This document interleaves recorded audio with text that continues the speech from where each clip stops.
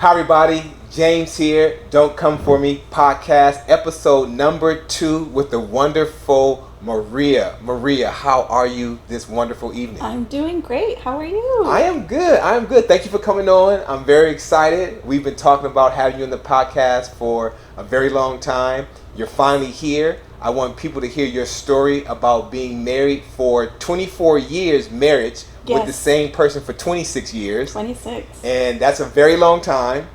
People go through these things. They get scared. They get nervous. They don't know how to leave, when to leave, or what to do. And you're going to give them the blueprint of what you went through and how to get the courage to move on with their life. If you look at it, I'm 45 years old. Wow. So the last time that I dated, because we did get divorced, was when I was in high school. High school? So you haven't dated any other man? No. Prior to being divorced? Exactly. How long have you been divorced so far? It'll be 2 years on Christmas Eve. It was a Christmas present. Ooh, that was a good present then. It was. Yes. It's funny because it landed on Christmas Eve. Really? Divorced on Christmas Eve. So you know every year exactly when your anniversary of divorce is. Right. So you're celebrating the birth of Christ and you're celebrating the divorce. A whammy. I get it. You get the best of both worlds. Best of both worlds, yes. You get married at 17. 19. You get married at 19, but you were with him since 17. Yes. And between 17 with him until 43, you date no other man. No other man. You go out with no other man. Nope. No intercourse with any other man. Nope. No conversations, no hanging out, no nothing. Flirting. Just that one man. That's it. Damn near majority of your life. Half my life, pretty much. How do you deal with that mentally and what you went through all those years knowing that it wasn't for you? Honestly, and people ask me the same question, and it feels like it just went in fast forward. Really? Because I have 2 girls. Okay. Now, how old are they? My oldest is 27, okay. And then I have my youngest who's 22. Okay. And I think it's because I focused on them. Right. That it kind of was just a blur. They were almost a distraction. Definitely. From the marriage and what was distraction. going on and the bad parts of what was going on in the marriage. Yes. Now let me ask you, in this process, what was one of the key components to make you say, I need to leave, to hell with this is not working for me? Well, before he cheated, there was... Before he cheated? Yes. He cheated once? Twice. He cheated twice, okay. Within that time period that you know about? That I know about. And okay. I mean, if he did it twice, who's to say he didn't do it before then? Yeah. Doesn't matter. It's all done. But cheat is cheat, I get it. Yeah, it's all done. Okay. Well, let me ask you really quickly. One would ask, after 2 times cheating, why wouldn't you just leave after that? Why would you wait another so many years after that happened? No, I left after the second. Oh, you did? Okay. Yeah, that was... Supposedly, he said he just wanted a divorce. Okay. Not to get into details, but he ended up having a girlfriend really quick, and wow. There's a whole story behind it. I'm not going to air his dirty laundry. No, we'll be respectful at the same time. He was with somebody. I did find out about it. Okay. And the intuition was correct. Right. Women's intuition is generally correct. You all have a hell of an intuition, let me tell you. You should really be detectives. Obviously. Get paid for it. Yes, you do. You go through the process, you find out he cheats once, he cheats twice, but you have the girls, and the girls bring you peace within this rough time. How do you manage that?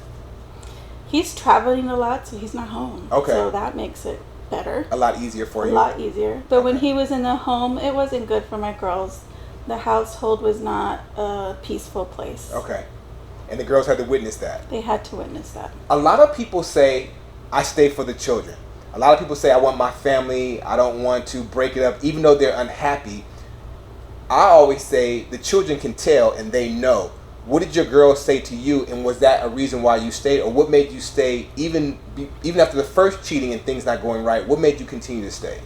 I was always told you got to keep your family together. Okay. And being married, it was forever. For me, it was forever regardless of what was going on in the marriage. Wow. So you took your vows very seriously? Yes, I did. For better or worse? Yes, and it was more worse than better. Right, I understand. And then as far as the girls, how did it affect them? And do you think that you helped any staying all that time with the girls growing up seeing their mother go through this? No, I didn't. It affected them in a negative way. It's not good to stay for the children. It does them no good. They told me afterward, after everything was done, Mom, you didn't do us any favors. Wow. Yeah. Wow. And how old were they when they told you that conversation? When they told you that? Oh, they were teenagers telling me that I needed to leave. So this was early on before they even became adults. Yeah.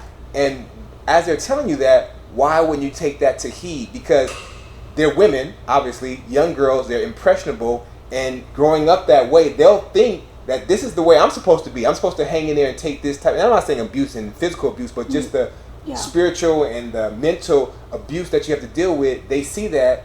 Why didn't you end that sooner? For me, and this is my crazy thinking back then, was don't do what I'm doing. I am the prime example of what you do not want to do. Right. Don't grow up and be me.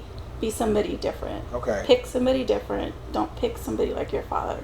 Right. But that's hard when they see you going through that. Yes. Because you're the example for them. Mm-hmm. And that's what takes place in order to make them say, you know what, Mom, I know you're saying that, but if you can hang in there, I'm going to hang in there. And that's not what you want them to do. And honestly, it affected them. Their relationships, unfortunately, ended up pretty much the same. Oh, wow. Mm-hmm. Oh, wow.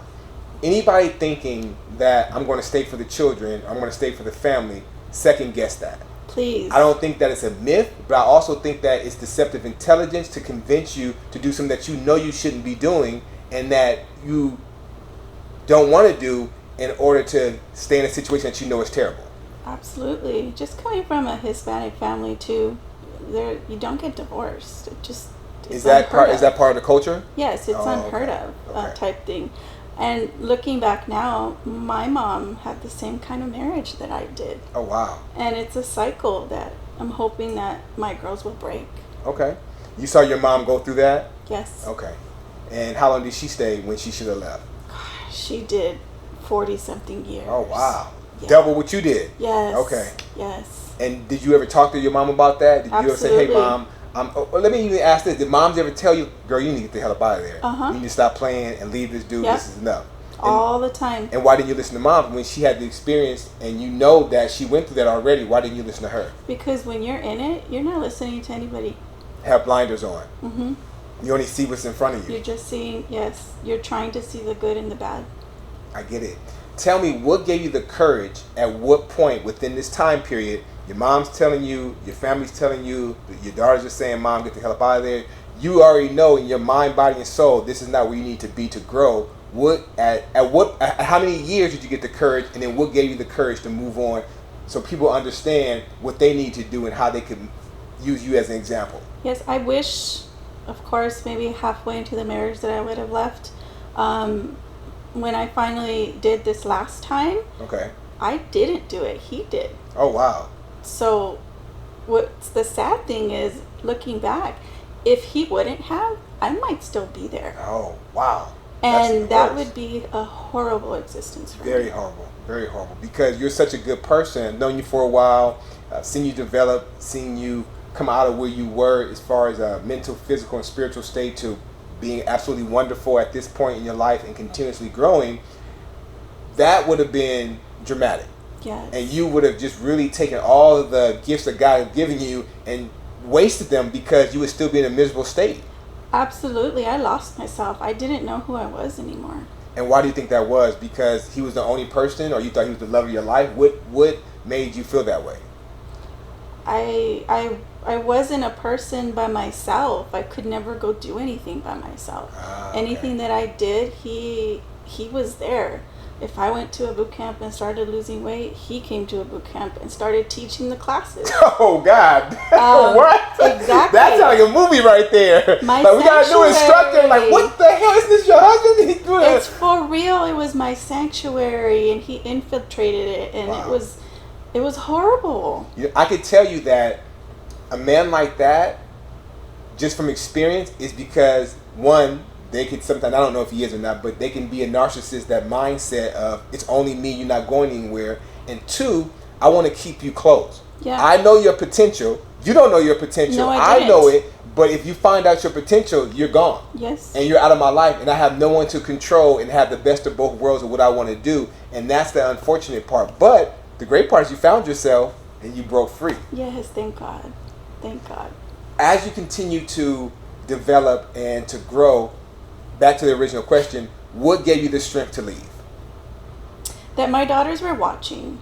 Okay. I didn't want them to be in the same cycle that I was. Okay. So I was depressed. Your mental health is not there. I went and got help. I got some therapy. I started working on myself.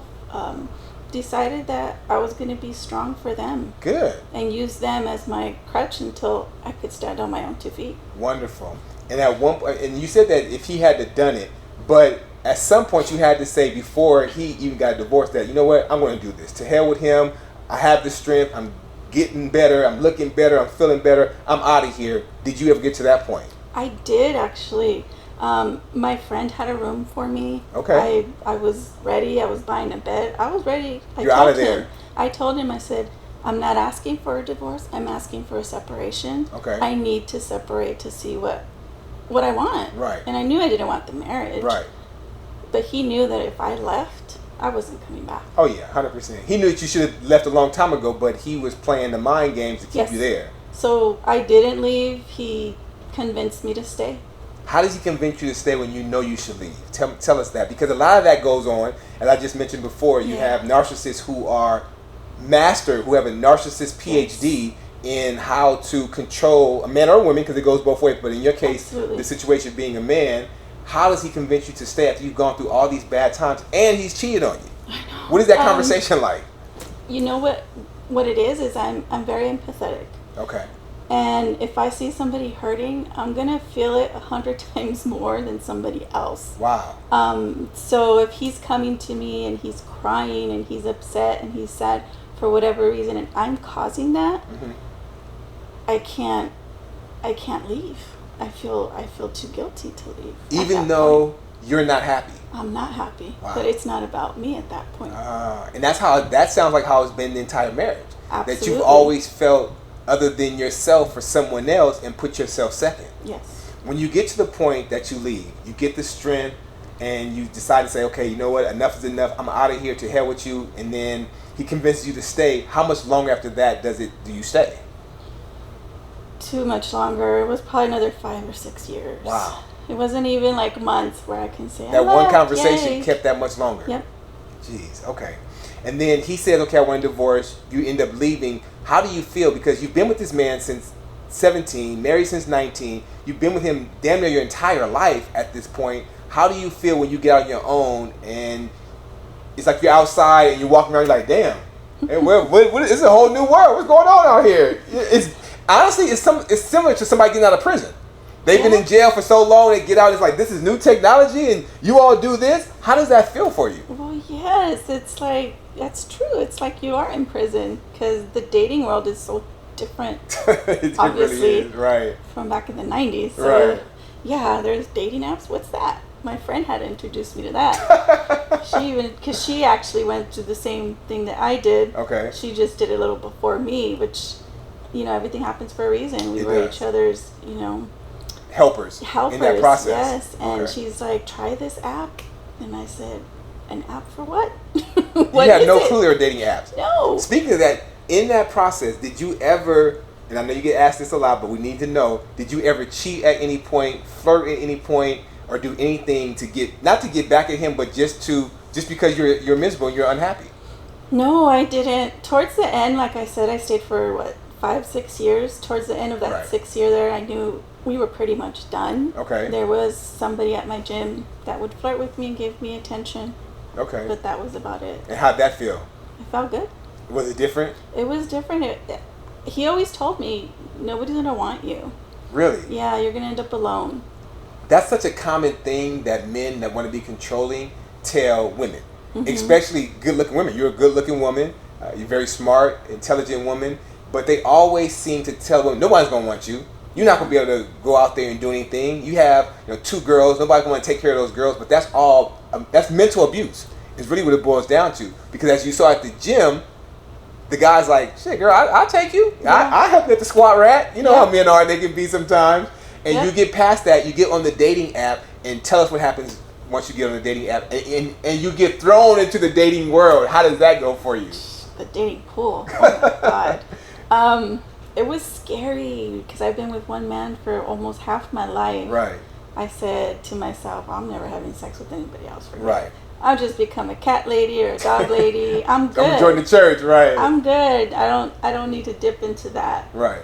But then I did, and wow. You're like, woo. That was nice. This is what I've been missing all this time. Like, what the hell? Like, damn it. This has been trashed the entire time, and now I'm really getting a grasp of what intimacy and affection and love making is. Yes, with somebody that actually cares about you. I mean, it's not I'm in love type thing, but that energy is more caring and affectionate than somebody's just like, oh, whatever, I don't care, and not putting any life into it. Yeah, or he be like berating me all day, yelling at me, screaming, and they want to be intimate. That's you're not getting turned on by that. There's no way. How do you do that? Right. Yeah. So it's definitely better. There's no way. And then that person is also, there's a process to get to that point. Mm-hmm. We go out, we talk, we communicate, mm-hmm. we enjoy each other, and then that happens, and you're saying to yourself, God damn, I should have left 20 years ago. Absolutely. You go out with that date, with that person, how do you adjust? Because in a marriage, you're a loving, caring person. You carry that outside of the marriage because you're dating, you're thinking that this person may want something long term. How did you make that adjustment mentally from wife to dating to eventually sometimes you got to become a player? How did that happen for you? What was that evolution like? Tell us about it.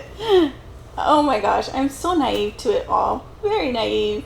What was it they call it? The honeymoon phase? Right. I had no idea what that was. Okay. I didn't know what that was. I was like, this is what it is? I mean, so what do you do after? What comes after the honeymoon phase? Right. What do we do now? Right. Where do we go from here?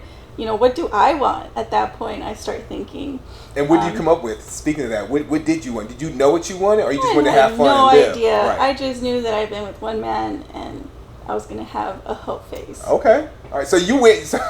I'm dead serious. Coming out of it and dating, you knew that you didn't want anything serious. Nope. I want to live life. I've been confined. Similar to getting out of jail. you got a relationship jail, because that's the mindset when a man gets out of jail. He's like, where's all the honeys at? I need my wife, my girl, or about 4 or 5 women, because of the fact that I've been in jail for 15, 20 years. And I'm using that analogy because that's the mindset. Yes. And that's your mindset. You get out, you go on a date. The guy, obviously, he wines and dines because you're attractive. You become intimate. You enjoy it. And you say, okay, I don't want anything locked down. I've been locked down. I'm going to just have fun.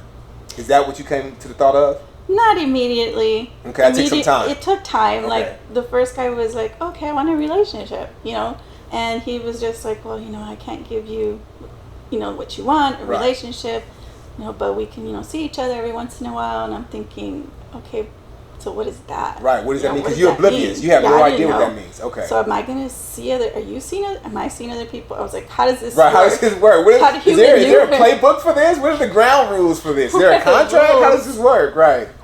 Do we talk about it? Do we not talk about it? Do I tell you? Do you not tell me? I don't want to know. It was crazy. Okay. Crazy. Once you got past that and you understood the rules, did you ask your girls, okay, how does this work? Absolutely. Okay. My friend, I remember my friend telling me, Maria. I said, yeah. She goes, stop having feelings when you're having sex with these guys.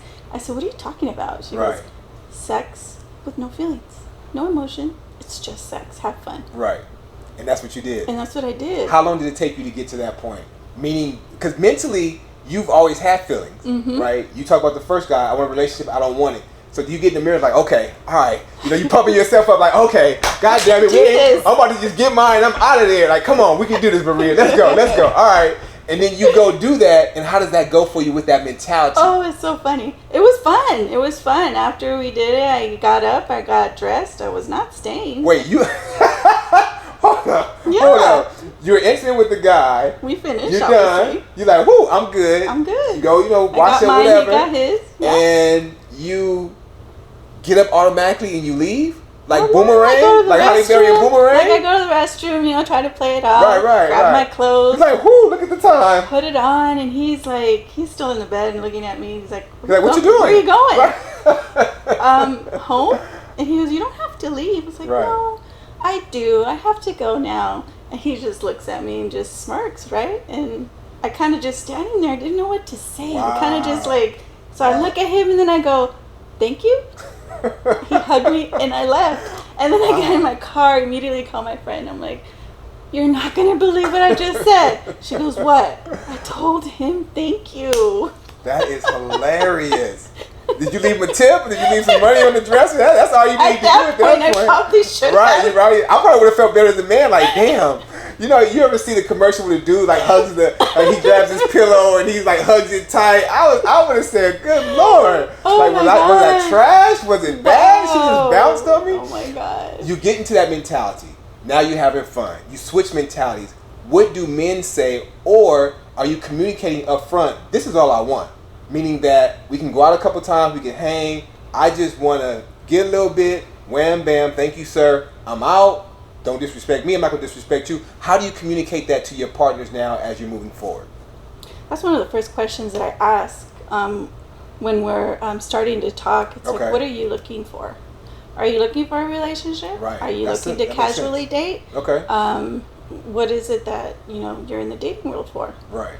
And then I tell them what I'm looking for. And what is the percentage of men that say okay, and the men say, you know what, I want a relationship, I'm holy, I'm trying to just be a couple. What do you get from that? What's the response? Honestly, I don't think I found one of those yet.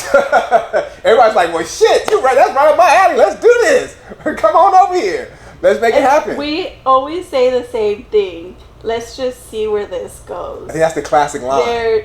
For men and women, right. I use it all the time.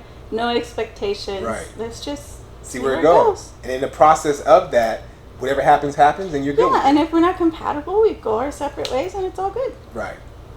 The dating pool you mentioned, you were on a few different apps, Bumble, Tinder, Facebook, different apps, plenty of fish, Hinge. Different apps out there. Hinge. Oh my goodness. What are the men like when they meet you? I'm just curious, how do men come at you? Are they polite? They sending you dick pics? They, girl, look at my body. And I'm not obviously being explicit and vulgar, but a lot of my friends go through that on Instagram and DMs. What are you getting from men on these apps and in your direct messages? Well, in my DMs, I'm not even kidding you, I get dick pics all the time.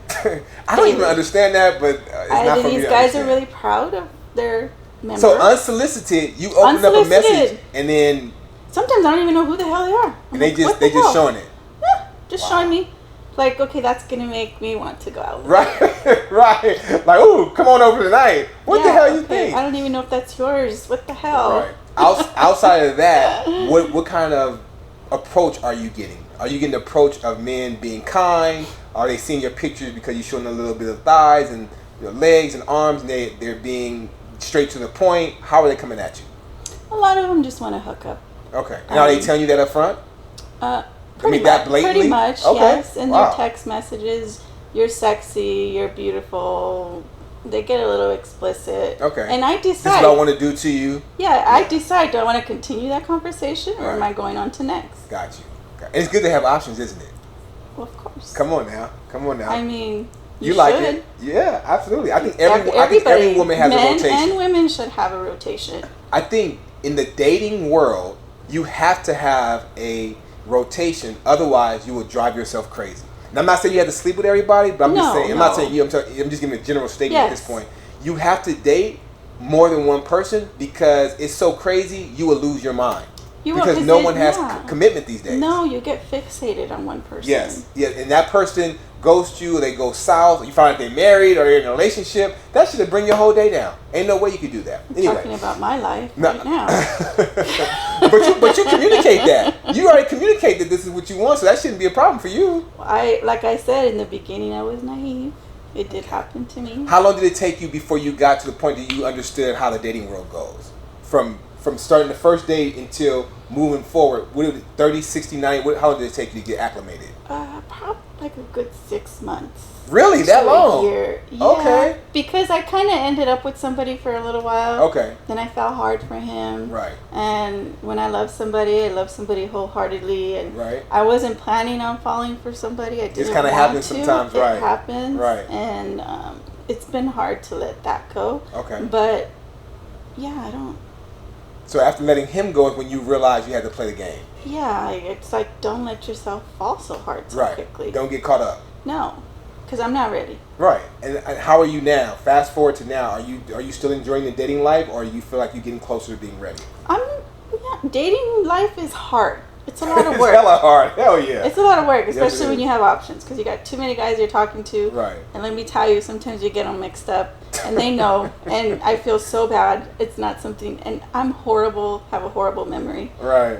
So then at that point, I'm taking notes and writing it down because I don't want to hurt their feelings. It's a lot of work. Tyrone likes wine. Yes. Jimmy likes Hennessy. Or he has 2 kids, and right. they're girls, and he has 1, and it's a boy. And right. if you mix that up, they know you're. He's like, hi, Sally. Like, I don't have no daughters. What do you mean, how Sally? Exactly. Like, oh, shit. You know what? I was talking to my cousin, and she got a daughter. That's my bad. We just hung up with each other. I was just thinking that. My bad, bro. My bad. Exactly. My God. That is funny as hell. Now, you get to the point that you're dating now. How do the girls feel about that? You being happy, you being joyful. What do the girls say to you? Mama's a player. Mom, good job. Mama, you deserve this. What do they say? Oh, they're happy for me. They see me that I'm happy. I'm this different person. I'm glowing. Good. They're definitely like, Mom, when are you going to settle down a little bit? You moving too fast now? Right. And I said, not anytime soon. That's funny. I'm enjoying my life right now. Being where you were for 20, 24, 26 years total, you deserve to enjoy your life. Yes. Because life is so short that every day, and you've lost a lot of time. I mean, granted, you're making up for lost time. A lot of time. You need to do as much as you can in that time that you feel that you want to, because of the fact that you deserve it. Well, yeah, I'm ready to travel. I'm ready to go places that I haven't been before. Absolutely. So, yes, I have so much to do. Have you been to a football game, baseball game, anything like that when you were married? Did you guys do anything like that? We did. We Okay. had season tickets to the Chargers. Okay, good. I am a Charger fan. All right. So now they're in LA, so you're good. Absolutely. Yes. Yep. You So if had a good anybody time wants to with take me, I'm down. Enter at your own risk, fellas. I mean, you can follow on TikTok and Instagram, but just enter at your own risk. That's all I can tell you. And don't become a dating chronicle. Speaking of that, Dating Chronicles. you have a series. I'm glad that was the best segue into your dating chronicles. You have Dating Chronicles. I think you're up to Dating Chronicle probably 55 or 60 now, where you tell stories. No, seriously, you got a lot of them on there. Where you tell stories about not so much horrible, but just what you've gone through in the dating world. Yeah. And that is very entertaining. It is. I see a lot of people who comment on it. You tell a lot of, you make yourself vulnerable, and you really tell a lot of truth in your story and what you've gone through to help other people. Give us a couple of stories that you've gone through that you feel like you can share that's just been out of this world. Well, just recently, this one was really funny. Okay. I feel bad though, but I'm gonna share it. Yeah, please do. I put it on my TikTok, so it's there. Yeah, it's public. We're here for it. I called him the hugger. He was like a hippie type guy that I met. Definitely not my type, but I was trying to try something different, you know, to give him a chance. Good. We met at an Applebee's. It's okay, it's fine. Yeah. I wasn't judging. First date is always minimal. Yeah, it's no big that's deal. not a problem. I would have been happy with coffee. It's fine. Got it. He shows up. He gives me a big hug. Okay, cool. Okay. That's kind of normal. Yeah, that's normal. We sit down. We're talking, like mid-conversation, he turns and looks at me. I need a hug. I need to hug you right now. Like you and I are sitting like here. Like we're talking right now. Just like we're talking. And I need just a hug. say, Maria, give me a hug. I'm going to give you a hug. What? And I sit there and I go, I looked at him just like that. Right. Okay. All right. And me being me, I'm going to say, okay. Right. And he hugged me, right? And I was like, okay, that was weird. But we kept let's talking. Carry on. Okay, let's just keep talking. We're talking back and forth. I'm not kidding you. This happened 3 times. In the course of this conversation at dinner? In the course of our conversations and the dinner. And then, like, the other time that he did it, he nuzzled in my neck and sniffed me. Hold the hell up. Yes. The man sniffed you like a puppy. Yes. Sniff you. Taking in my pheromones? I don't know. What the hell? I was trying to figure it out. What? Maybe he thought he was trying to turn you on or something. I don't know. I was getting weirded out. Wow. After that. All this is during dinner. Yeah, First date, I didn't though. even eat. I was drinking water. Wow. First date during dinner. Okay. After that, I was like, I'm going to bounce. And I did. Wow. That's wild. So he's the hugger. He was the hugger. Now tell us the story that I know that I saw. I ended up commenting on this particular dating chronicle. You did or did it? I did not. I did not. Okay. You know, I try to stay because I know you, so I'll be talking real crazy in your comments. You should. But Get I just chill. But nonetheless, the one that you talked about, the guy that you told him to a treat, Yes. But then he took you to dinner, didn't tell you, and then he walked out. Asked you to pay the bill, and said, "Oh, the meter's running." Tell us about that story. Oh my gosh. Let me just preface with, it was probably like third or fourth date. Okay. I invited him to come out my way. I'm in Redlands. He's in Pasadena. Okay, that's a little distance. Yeah, so come to me, because I had gone to him a couple times. I said, come to me, I'll treat. My treat. Very nice of you. I even told him which restaurant, blah, blah, blah. Very he nice. ends up canceling on me. Okay. So then the following week, he invites me out. So I go out to him, and we end up going to LA. Okay. He's gonna. You go from Redlands to Pasadena, Yes. Pasadena to LA. Yes. All right, just want to get the distance. Got Absolutely. And he's like, "Have you ever had Brazilian food?" And I was like, "No, I don't think so." Okay. And he's like, "All right, really nice conversation." We get there, we walk up to the restaurant. I'm like, "Oh, I've been here before." So you've actually been to that restaurant before? Yes, with my ex. Oh wow! And Okay. I look at it and I'm just giggling to myself. You're like, what you laughing at? Oh, nothing. No, Look at nothing. that sign right there. And I'm thinking, oh God, something bad's gonna happen. Well, we get in there, we eat our food, everything's good. Great conversation. The food was great. Check comes, we get a box. I'm putting my jacket on, putting my food in the box, and he goes, "We haven't paid the bill yet." And I was like, "Oh, okay." So I keep doing what I'm doing, right? And he's staring at me, and I go, hell? "You want me to pay for that?" And he was like, "Oh yeah, remember you were gonna treat me." What the hell? Do you really think that I should have paid? No. Wait. For both? And a tip? Did he talk to you about this prior to? Never. Did he say, "Hey, if you come down here, remember that time you're supposed to treat me? I want you to treat me." No. He didn't say anything. Never. He just, at the end of dinner, said, "Oh, remember you're going to treat me," and slid it to you. Yeah. Oh, yeah, no. Yeah. No. Then, he, like you said, he gets up. He's like, "The meter's running. I'll meet you outside." I haven't even paid yet, so I'm sitting there waiting to get my card back. And he's outside already. So he leaves you. So not only did he make you pay, he's disrespectful also. Because to me, that's very disrespectful. Yes. Don't no man supposed to leave mid-dinner, especially if it went well. Now, if you all had an argument, I didn't like you, something happened, I'm out of here to hell with you. But you said everything went well. We were good. Had a good conversation, good dinner, and he leaves you with the bill and then walks out. Mm-hmm. Don't no man give a damn about no damn meter either. I mean, sometimes you do, but not like that if you're having a good time. And you know what the time is going to be. So he leaves, you pay, leave the tip. Thank God you had enough money. Thank God I had. You all proceed to leave. How's that conversation going from LA back to Pasadena? Oh my gosh. I was quiet. He was talking. I would answer here and there. Right. Yeah, I was done. I had checked out. I wanted to go home. When you get there, you get back to your car. How does that end? Is he like, "Oh yeah, I know you paid, but you come upstairs for a little while"? He really thought his the way he was, walking and talking. I really thought that he thought I was gonna go up to his place. Right. I immediately told him, "I gotta go. It's late. I have a long drive ahead of me." And how do you feel about that? He was just like, "Oh, okay." He looked disappointed, and then well, what could you really expect? I know. You made the. I want a little bit. Even if I wanted to be intimate with you and I wanted to coerce you into coming upstairs, I gotta pay the bill.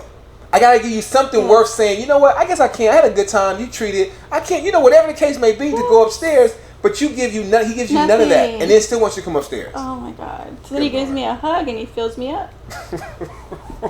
What? Yeah, 2 handfuls. What? Mm-hmm. Yep. Got in my car and left. Oh my God! So not only does he make you pay, he damn physically abuses. I mean, not abuses you, but he physically. I got molested. Right? Yeah, there you go. You got molested. Good Lord! You got to pay, and you got molested and harassed. So how did that go afterwards? Did he call you? Did he apologize? Was there any conversation afterwards? What happened with that? So he never checked on me that night. He didn't ask you if you made it home safely? Nope, didn't ask if I made it home safely, which is fine, whatever. Right. So I waited to block him till the next day about noon, and nothing. Silence. So you haven't heard from him since then? I never heard from him, and so you blocked him? I blocked him. Wow. Yeah, dating is trash. Dating is tough. Yeah, them streets, man. The dating is really tough. Where are you now? I want you to tell the people, if you could give the people any advice, men and women listening, who are in the same situation that you've been in for 10, 15, 20 years and feel like they can't get out, what would be your advice to them now? Get yourself a good support system. Make a plan. Okay. And don't stay for your kids. Don't do that. That's the wrong reason. Yeah, you need to get out. What kind of support system did you have that helped you? Who in your life helped you to go even further and leave? Because even though he said, "I want a divorce," a part of you was still like, "Well, damn, I don't really want a divorce," because you didn't know what to do. But who gave you that extra strength to say, "This is your time, take it and run"?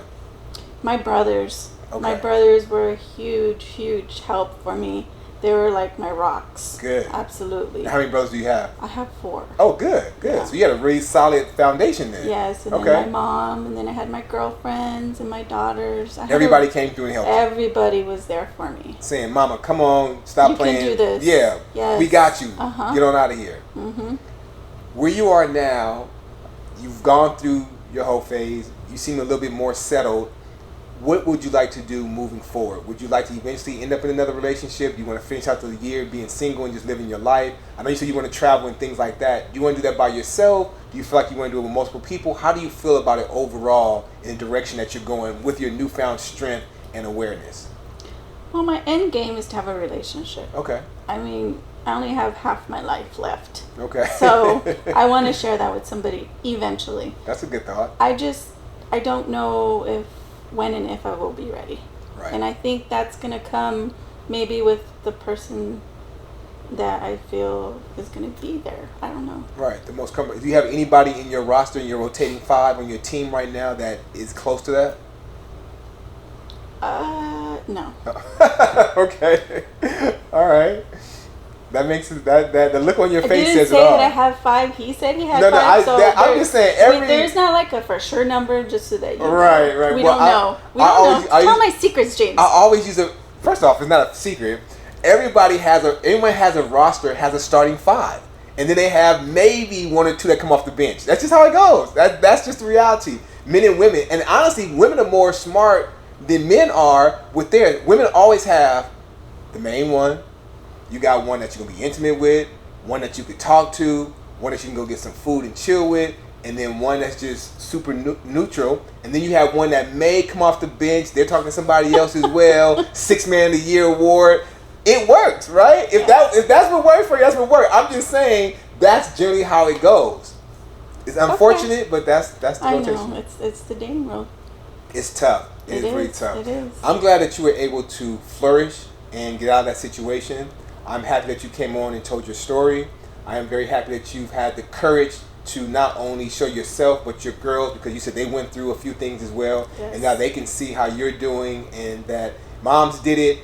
I'm going to do it. I don't have to wait as long. You've become a great example in shining light. And I just want to give you your props and say thank you. Thank you. Seriously, you've done a great job. And I've seen you evolve from when we met. I think it's been a year. I think I've known you for about a year now. Maybe about a year, I think. Around my birthday, almost. When was your birthday? January. Was that this year? Yeah, I think Was so. it? Okay. I don't remember. But I know it seems like it's been forever. Seeing where you were and where you are now has been a hell of a transformation. And that shows how people can get out of any situation with faith. Are you very religious? I am. Okay, good. So with your faith and your courage, your faith, and the people who support you, you can get out of any situation, and you're a living testimony to that. Yes. And I want to say great job. Thank you. Thank you.